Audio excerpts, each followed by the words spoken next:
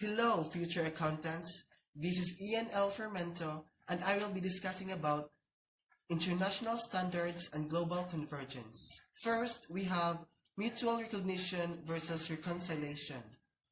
Before the rise in importance of global capital markets and the move to a common set of accounting standards, it was common for many countries to apply the principle of mutual recognition, whereby a regulator, such as the German Stock Exchange, would accept financial statements provided in US GAAP of a US company wanting to list securities in Germany.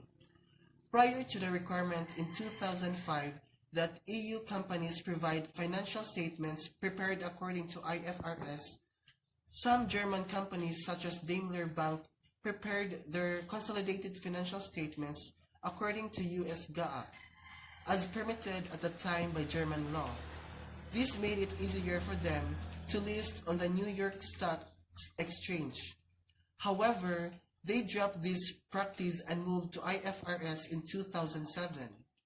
In their 2010 annual report, they stated that the consolidated financial statements of Daimler AG and its subsidiaries have been prepared in accordance with the Section 315A of the German Commercial Code, or HGB, and International Financial Reporting Standards, and related interpretations as issued by the International Accounting Standards Board and as adopted by the European Union.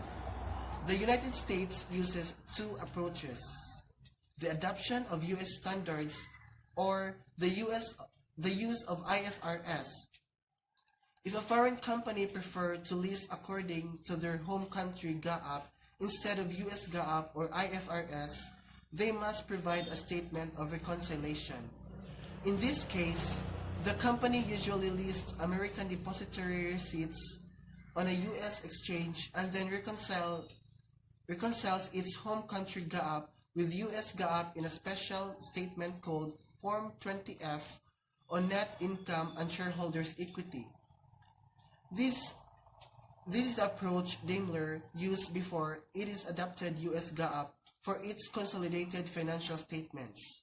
Since 2007, however, the SEC permits foreign issuers to list without a reconciliation statement as long as their financial statements are prepared in accordance with full IFRS. The EU was going to require US firms, the one to list on European exchange, to list in accordance with IFRS. However, it announced in 2008 that it would allow US firms to continue to list on EU markets using US GAAP, given the progress of convergence and the fact that US GAAP and IFRS are essentially equivalent. Next, the first steps in convergence. Established in 1973, the International Accounting Standards Committee, the forerunner of the IASB, began working toward harmonizing standards by issuing a set of international accounting standards that they hoped anyone in the world could use.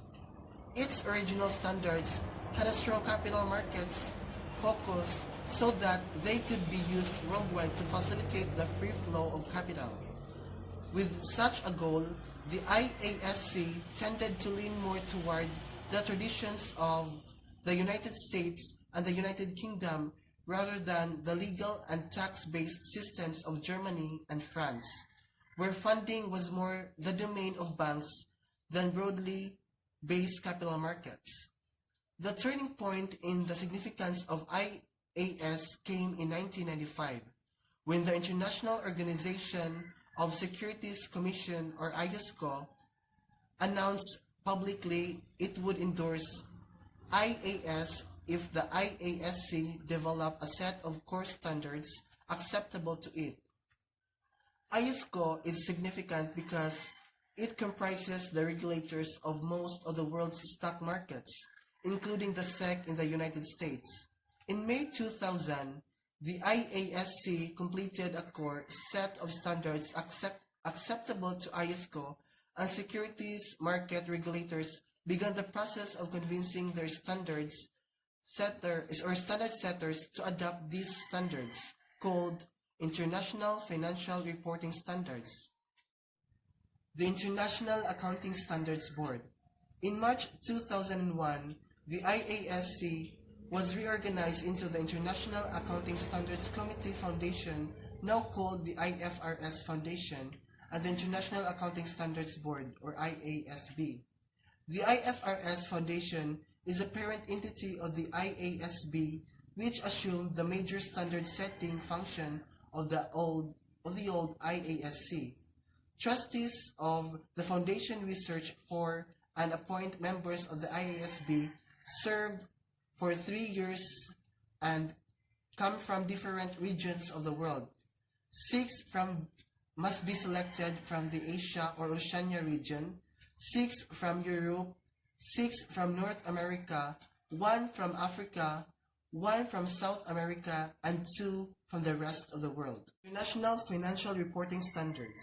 When the IASB was organized, all of the old standards from the IASC were adopted, and the board began to go through each one to upgrade them.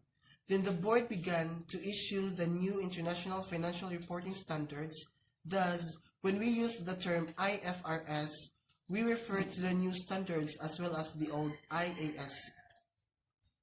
The objective of the IFRS Foundation and the IASB are to develop a single set of high-quality, understandable, enforceable, and globally accepted international financial reporting standards through its standard-setting body, the IASB, to promote the use and rigorous application of those standards, to take account of the financial reporting needs of emerging economies and small and medium-sized entities, and to promote and facilitate adapting of IFRS, being the standards and interpretation issued by the IASB through convergence of national accounting standards and IFRS. The relationship between the FASB and the IASB. The FASB and IASB have been working closely to achieve a convergence of accounting standards.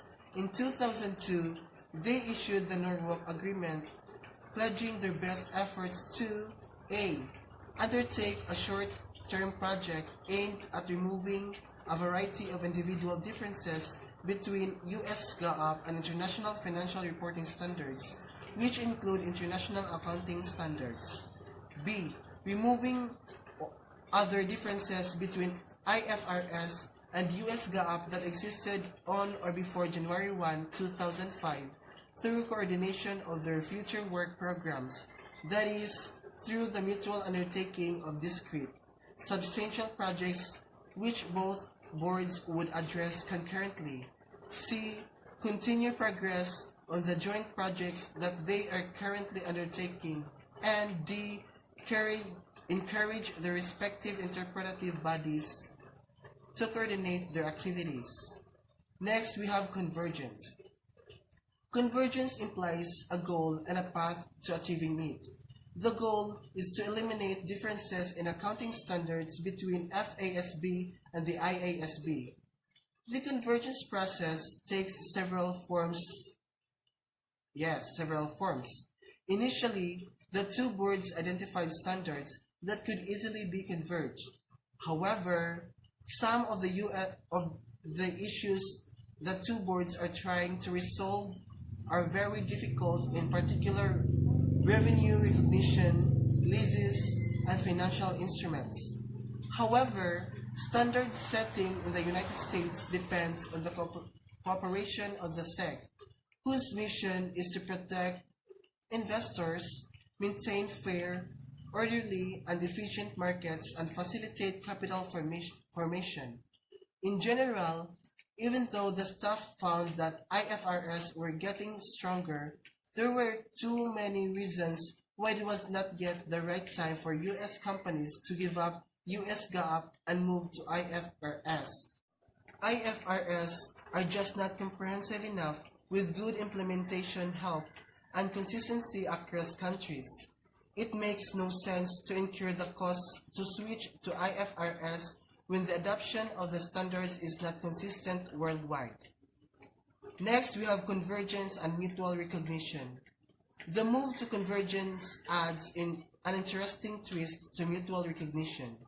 Today's version of mutual recognition in the United States is that foreign users are allowed to list securities issuing full IFRS without reconciliation to US GAAP.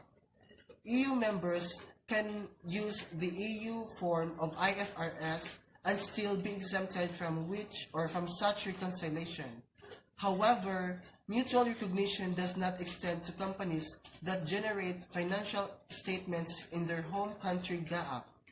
They're still required to issue Form 20F and provide reconciliation between their GAAP and US GAAP for the income statement and owner's equity.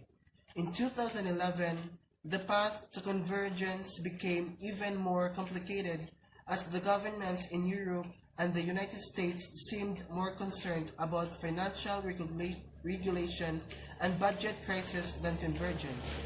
However, the G20 has strongly recommended the adoption of IFRS worldwide, which lent even greater support to the work of the IASB. In December 2010, the chief accountant of the SEC came up with the idea of condorsement, a combination of convergence and endorsement, as the approach the SEC might follow in the future. So that's all for today's video, and thank you for watching.